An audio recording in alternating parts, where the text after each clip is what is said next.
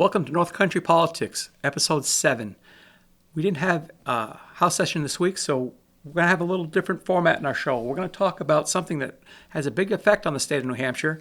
We see it especially in the North Country, and it's about carbon and carbon sales and carbon offsets, and just trying to explain why it's so important and why we're so passionate about getting a handle on it. Yeah, thank you, Mike. You're right. This is something that both of us are very passionate about. It affects the economy of the North Country. It affects our tax base. It affects our lives actually on a day-to-day basis. I think the best place, and let me just say, it's when he says carbon, it's carbon sequestration as it applies to timber and timber harvesting and that type of thing, because there are a lot of different carbon projects out there. I think the best place. I'm not going to get into weeds too much, but the best place to start would be, I think, on timber tax. And just a brief history for anybody that doesn't know what timber tax is. It's actually a tax relief, and it's actually a conservation act. I would say in the 1940s or before. Let me start with, in New Hampshire, the standing timber on large woodlots are considered part of the real estate. And it has a taxable value, and it should show up on your real estate tax bill every year. So what happened was local tax assessors would go out and assess your standing timber, and that would be a value that would be put onto your tax bill every year. So how did the landowners, they didn't like that, so they started clear cutting their properties, and when the assessors came out, there was nothing to assess. So they saved tax dollars that way. Well, of course, that had a very adverse effect on our land. It affected the watershed, wildlife management. It affected recreation, fire mitigation. And it also, there wasn't a steady stream of wood for the woods product industry. So we came up with something called timber tax. And what timber tax actually does, it alleviates you from paying or the burden of paying that tax every year. That part went away, and you were only taxed when you made a yield, which in the 1940s, we knew nothing about carbon sequestration. So it was only, at that time, it was timber harvesting. So if you made a timber harvest every 30, 40 years, depending on what you're cutting, you would pay 10% of the yield. But I'll let you explain if you'd like. It's not actually a sales tax or an income tax. It is a true yield tax. And if you want to elaborate on that. Yeah, just in the way I understand it. So you have a discounted property tax because you're not paying tax on the timber until you cut it. And so I know we did a little research, and in New Hampshire, like 211 towns out of 232 towns collect timber tax, and that's used to offset property taxes. So that gives a landowner a break, meaning that the landowner that has timber doesn't pay the tax until he cuts it. And so, in other words, the regular taxpayers are kind of subsidizing that property tax until it is cut. Is that a good, That's correct perfect. statement? Spot on. So how you say you pay when you make a yield. So how is that not a sales tax? How is that not an income tax? Well, here's how it works in New Hampshire. So DRA, they set rates of different species of lumber, different by size, by species, by the volume. So red oak would have a value so much, 1,000 board feet, or firewood has its own, different tree, white pine. So they set the values. The landowner fills out an intent to cut, and they also That tells the towns, be on the lookout. There's going to be a yield coming.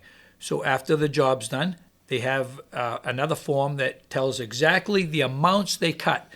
Doesn't say anything about the money, is not ever mentioned. It doesn't say how much they got. It just says the amount of how many cord of firewood you cut, how many board feet of white pine, how many board feet of red oak. The town officials get this form, they match it up with DRA's website, and they say, well, look at this. They cut this much. This is what DRA says it's worth. So let's say the formula came out to where the value was $100,000 to make it easy. You pay $10,000. Now, you may have sold that for $140,000. Nobody knows except for you and the person you sold it to. So you made a good deal. You pay the yield tax on what DRA says it was worth. Now, let's say you ended up only getting $80,000. There's an abatement process where you can go to the town and say, look, these are my slips. This is what I don't owe 10, I owe 8. So it's actually a pretty good process. And it's still, we'll live free or die. We don't have sales tax. We don't have income tax. And that's just a brief, quick history. And well, this incentivized the landowners to grow their timber and stop clear cutting it. And it's worked because timber tax is about 80 years old, and we're the second most forested state in the union behind Maine per capita. So it's been a very good thing for us. The one last thing I'd like to mention kind of around timber tax is we're already doing our job for sequestering carbon. New Hampshire is one, there's no place in the world that does it better than we do. We do it as good, if not better, than any other. I'm talking global here. So because of our forestry practices, mainly because of timber tax, we have created an area that sequesters carbon into oxygen in a very effective way. So by people coming in and doing carbon sequestration projects, and we'll elaborate on that in a moment, they're kind of messing with that ecosystem. And I think that's a real problem. And just to be clear, so when you talk about carbon sequestration, basically you're saying that our trees are cleaning our environment better than anyone else in the world. Is that true? Better or as good. There's no place that does better than us. Okay. Yep. Now, one thing that I read, and just to confirm, that the timber tax has been in effect for over 80 years, and it's really been a successful thing to our property owners and our timber owners to support their land and be affordable to their land. But one thing I don't think people realize is that this is part of our New Hampshire Constitution, and whoever put it together did a great job, and it's worked very successfully. Exactly. Yep. So you mentioned that it allows large landowners to keep their land, keep it open so we can have recreational areas. So they get a break on their tax bill anyways for current use, which is a very good program. I don't want to mess with that. But also, timber tax allows them, it alleviates them from that burden of being taxed every year on that standing timber. We used to charge or tax standing timber. And now it's only when there's a yield. And it's important to say yield because now, in this day and age, timber harvesting isn't the only yield. Carbon sequestration is a yield. So by their own admission, people doing carbon sequestration projects have increased the value of their trees because they have two yields now. And it's hard to get people to understand that. And just so people will question, we talk about yields, and that was part of the timber tax law when it was put in effect, that people who sugar and do Christmas trees are exempt. That's correct. As part of the timber tax. That's a very important, but you're allowed on your own property to cut so much, I don't know what the numbers are, but so much timber, so much cords of firewood, maple sugar projects. You can do Christmas trees, you can do a nursery. There's several things that are exempt, and that's a very good point. And if you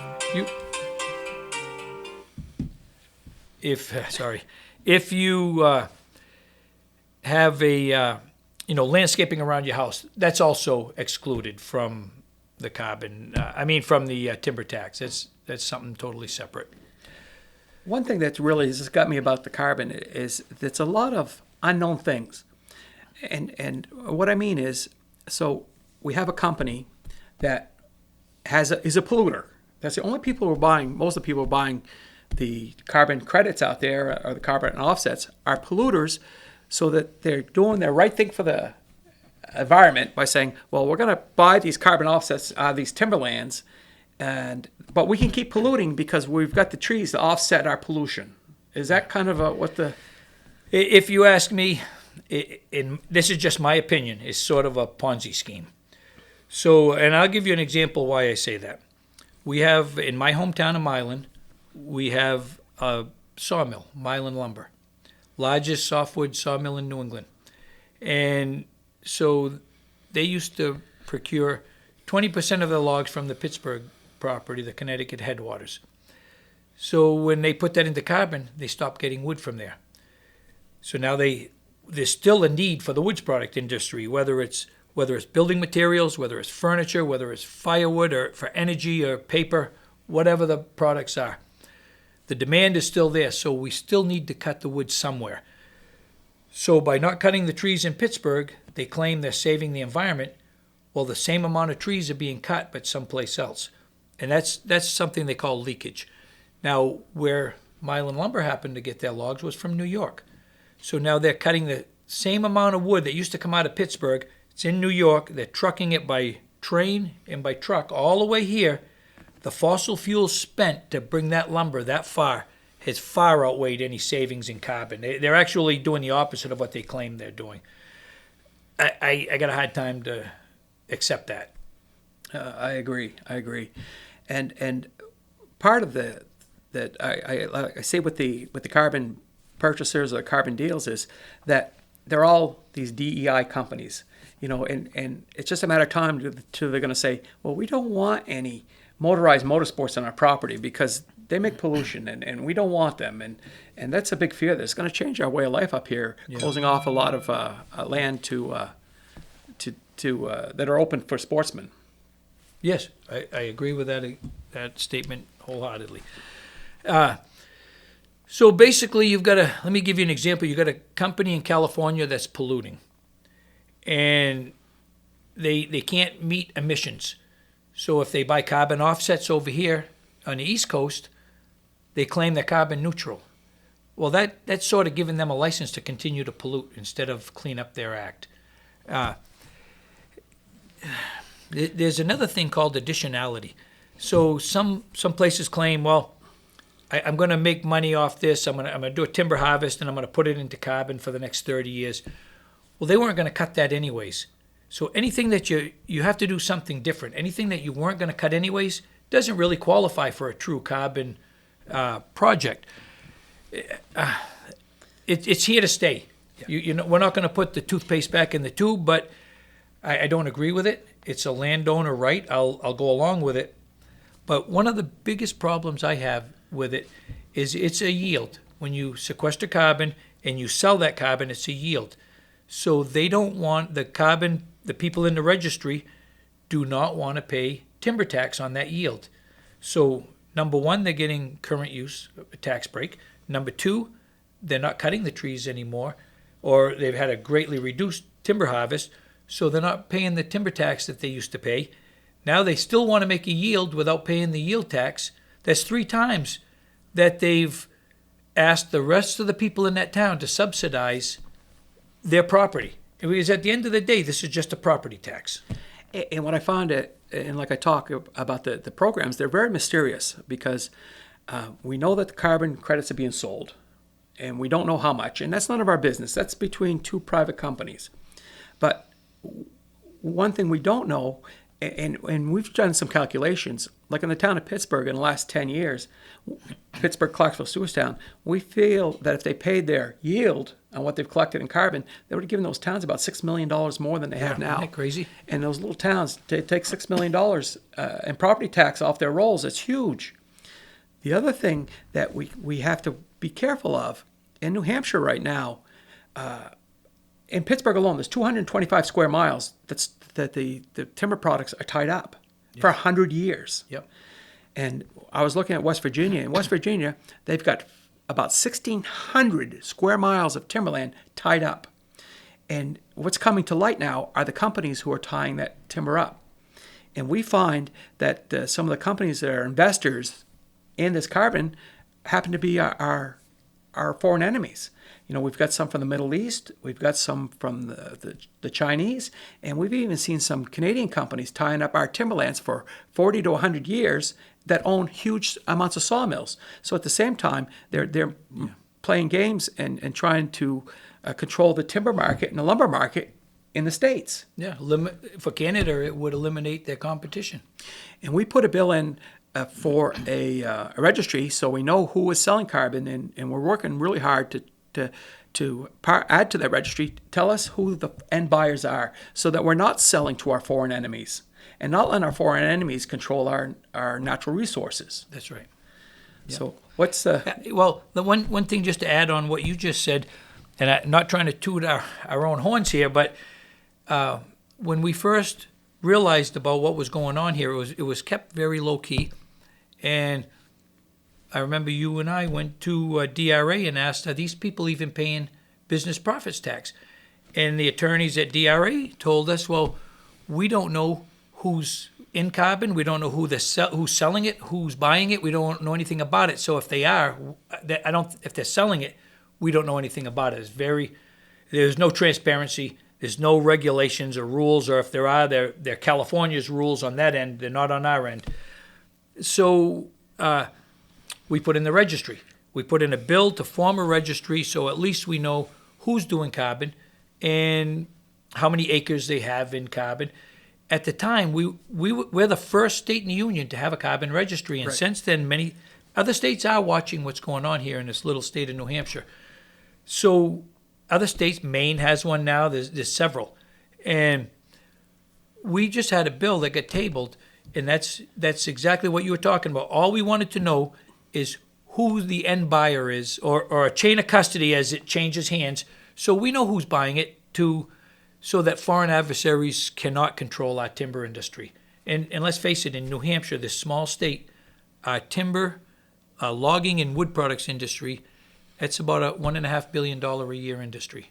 And that was part of the registry. Is we don't want to know your deal. We don't want to know how much you're selling or what you're selling it for. We just want to know who you're selling it to. That's right. And that's a big part of the program. Yeah, and what do I have for notes here? One thing that we talked about again is the property tax part of it, and I can't just reiterate how important that is. And we're all complaining about our property taxes, and this is part of the deal we're trying to get, is these people who are getting the yield is to pay their fair share and help reduce our property taxes. That's right. Yeah, and so we had a bill in last term. It was House Bill 123. And basically what it did was it would include carbon sequestration in RSA, is it 75? 79.5. 79, well, it's in RSA 79. And what it would do is it would include carbon sequestration alongside of timber harvesting. So whichever yield you make, you pay your timber tax on it. Now I had opposition complaining to us saying, well, that's double taxing, and it's new taxing. Well, there's nothing new about it. Timber tax has been around for about 80 years. It's just a new way of selling that timber. You're making a yield, yet you still want to ask the people in town to subsidize your land, even though you're making money on it. You're no longer burdened with paying that yield every year. I mean, the tax every year, whether you cut it or not. So I'd almost say if somebody is sequestering carbon and you don't want to pay the yield tax, then maybe you should go back to the old way and have, if you're harvesting your timber, you pay your timber tax. If you're doing carbon and you don't want to pay the timber tax, let the assessing officials come out every year and assess your timber and tax you on it that way. We'll see which way's cheaper. And that's the way it works is, you sell your carbon, which is your trees, and you get paid so much. Well, those trees grow every year. And I think they figure like 4 cords per acre of growth. So they can sell that 4 cords every year exactly. on down. And if you've got 10,000 acres, it's a lot of wood and it's a lot of money. That's a very good point, because you make your initial carbon sale, and let's say you put the whole thing into carbon, you get your money. That's sort of tied up until the end of your contract. Now, it's exactly how it works. Every year, the growth, that's what you can keep selling. And so I believe in our bill, House Bill 123, anything under 500 acres was exempt. I'm pretty sure that's what it was. Because those properties are mom and pop, the family trusts, they're somebody wants to fool around with it. That's in the spirit of Protecting a family farm. yeah, like current use. It's in the same, context as that. But the ones above that, the large parcels, 1,000 acres, 10,000 acres, those, and you can find those all over COAS. Those are the ones that'll affect the timber industry. Yes. So basically what we're trying to do is, if you want to do carbon sequestration, well, God bless you, do what you want with your property, but carbon sequestration's here, timber harvesting's here. There's a 10% advantage for sequestering carbon, so we want to try to save what's left of the timber industry and the woods product industry and keep the economy booming up here in New Hampshire. And this carbon stuff's not going away. I was reading an article in the last couple of weeks. Right now, the airline industry, they're looking to over the next couple of years, they need, there's 20 million carbon credits in the market right now. The airline industry, to take what they've committed to, they need 90 million credits total. There's 70 million credits out there that don't exist. Someone's going to have to put a lot of projects into carbon sequestration for those airlines to meet their green needs, what they need to offset their pollution. And the airlines aren't the biggest polluters by sequestration, it's the energy companies. Yeah. And we're in a very unique situation here. You do a timber harvest on your property, you don't have to replant. It'll grow back. Mm-hmm. Okay, so our forestry management practices, we've got some pretty good foresters up here in the northern part of the state, and we're doing our part. I would suggest, if you want to do a true carbon project, if you're really into the green energy, the greeny stuff, go to some place where there aren't trees and plant them. Those are carbon projects. Yep. And you can plant these trees and they sequester. That's a true way of doing it. There's not as much money in it for them. Don't come here and mess up New Hampshire. Well, and I've got some concerns too, because as you just said, we're very lucky. Our forests will naturally replant themselves and come back. But the other part of it is, in our soils and our species, after 100 years, a lot of our trees will rot on the stump. They'll die. They die naturally. Yeah. So my thing is, if you had a big lot that you had put on into carbon and you're not cutting it, we've done a great job managing our deer herd and watching our moose come back now. And as in mature forest, they'll tell you, when you have big canopies, there's no food in the bottom, there's no animals. That's right. And nobody has really stepped up to say what the effect is going to be on our animal habitat by having long-term carbon projects. Yeah.